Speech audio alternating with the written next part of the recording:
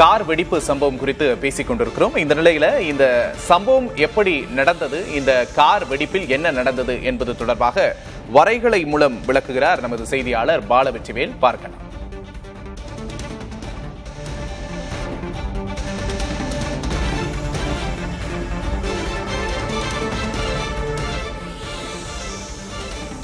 விக்னேஷ், தேசிய தலைநகரை பதற வைத்த கார் வெடிப்பு சம்பவம் ஒட்டுமொத்தமாக டெல்லியை உற்று நோக்கி இருக்கிறது தேசம். என்ன நடந்திருக்கிறது, இந்த கார் வெடிப்பிற்கு என்னென்ன காரணங்கள் இருக்க முடியும், முதல் கட்ட விசாரணை எதை நோக்கி செல்கிறது, விரிவாக அலசலாம். முதல்ல இந்த கார் வெடிப்பு சம்பவத்தை பொறுத்தவரை எந்த பகுதியை மையமாக வைத்து நடந்திருக்கிறது என்றால் டெல்லி செங்கோட்டை. டெல்லி என்றாலே முகலாயர்கள் காலத்தில் இருந்து அது தலைநகராக இருந்திருக்கிறது.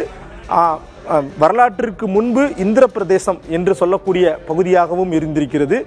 ஷாஜகான் ஆட்சி காலத்தில் தான் இந்த செங்கோட்டை நிர்மாணிக்கப்பட்டிருக்கிறது. 16வது நூற்றாண்டிலிருந்து 17வது நூற்றாண்டில் தான் இந்த செங்கோட்டைக்கு முழு வடிவம் கிடைத்திருக்கிறது. ஷாஜகான் மன்னர் கெட்டும்போது மொத்தம் 6 நுழைவாயில்களோடு இந்த பிரம்மாண்டமான செங்கோட்டையை கட்டியிருக்கிறார். சுமார் 255 ஏக்கர் பரப்பில் யமுனை நதியினுடைய ஓரத்தில் பிரம்மாண்டமாக சுமார் 18 மீட்டர் உயரம் கொண்ட மதில் சுவர்கள் கொண்ட இந்த செங்கோட்டை சிவப்பு நிறத்தில் இன்றும் அடையாளமாக திகழ்கிறது. குறிப்பாக சுதந்திர இந்தியா காலகட்டத்தை பொறுத்தவரை நாம் சுதந்திரம் பெற்றுவிட்டோம் என்பதை வெளியில் தெரிவித்த ஒரு முக்கிய வரலாற்று பகுதியாகவும் செங்கோட்டை இன்றும் திகழ்ந்து கொண்டிருக்கிறது. சுதந்திர தினத்தன்று பிரதமர் தொடர்ச்சியாக செங்கோட்டையில் தேசிய கொடியை ஏற்றுவதுதான் நமது நாட்டின் ஒரு அடையாளமாகவும் திகழ்கிறது. எனவே இன்று நடந்திருக்கும் இந்த கார் வெடிப்பு சம்பவம் ஏன் ஒட்டுமொத்த தேசத்தையும் அதிர்ச்சிக்குள்ளாக்கி இருக்கிறது என்றால், டெல்லி செங்கோட்டைக்கு அருகே இந்த விபத்து ஏற்பட்டிருக்கிறது. எப்படி ஏற்பட்டிருக்கிறது? டெல்லி செங்கோட்டையினுடைய கேட் நம்பர் 1 என கூறுகிறார்கள். மொத்தம் 6 கேட் இருக்கிறது டெல்லி செங்கோட்டையை பொறுத்தவரை. டெல்லி கேட், லாகோரி gate, Turkman gate, Kashmiri gate, water gate என அந்த 6 கேட்டில் இந்த main gate red fort gate என கூறுகிறார்கள்.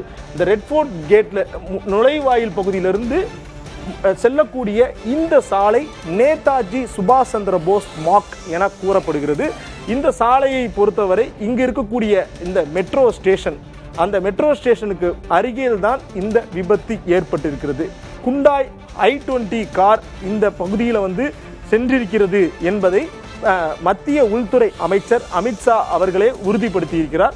குறிப்பாக இந்த பகுதியில் ஒரு ரெட் சிக்னல் இருந்திருக்கு.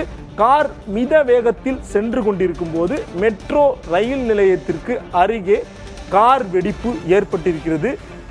டெல்லி செங்கோட்டை கேட் நம்பர் 1 நுழைவாயிலிருந்து சுமார் 150 மீட்டர் தொலைவில் தான் இந்த ஒட்டுமொத்த வெடிப்பு சம்பவம் நிகழ்ந்திருக்கிறது.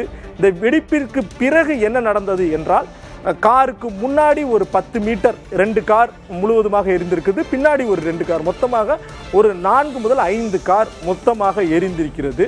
அப்போது இந்த கார் வெடிப்பிற்கு என்னென்ன காரணமாக இருக்க முடியும் என்கின்ற சந்தேகம்தான் முதல்ல எழுது. எல்லாருமே என்ன சொல்கிறாங்க அப்படின்னா, இந்த கார் வெடிப்பிற்கு பின்பு தீவிரவாதிகளுடைய செயல்கள் இருக்கலாம் அப்படிங்கிற ஒரு சந்தேகம் எழுப்பப்படுது. நம்ம எதையுமே உறுதிப்படுத்த முடியாது. தற்போது என்ஐஏ விசாரணை, சிபிஐ விசாரணை எல்லாம் முடுக்கிவிடப்பட்டிருக்குது. என்எஸ்ஜி விசாரணையும் நடைபெற்று வரும் நிலையில் தற்போது இந்த கார் விபத்தை பொறுத்தவரை இதற்கு பின்னணியில் இருக்கக்கூடிய விவரங்கள், முழுமையான விவரங்கள் விசாரணைக்கு பிறகுதான் வரும் என்று தெரியப்படுகிறது. மேலும் சிலர் என்ன தெரிவிக்கிறாங்கன்னா, இது தீவிரவாத செயல்கள் இல்லாமல் இது ஒரு விபத்தாக இருந்திருக்கலாம், சிஎன்ஜி கேஸ்னால வெடித்திருக்கலாம் எனவும் கூறப்படுகிறது. ஒட்டுமொத்த விசாரணைக்கு பிறகுதான் இந்த கார் வெடி விபத்திற்கான காரணம் என்னவென தெரிய வரும். ஆனால் தற்போது வரை 8 பேர் மரணம் அடைந்திருக்கிறார்கள்.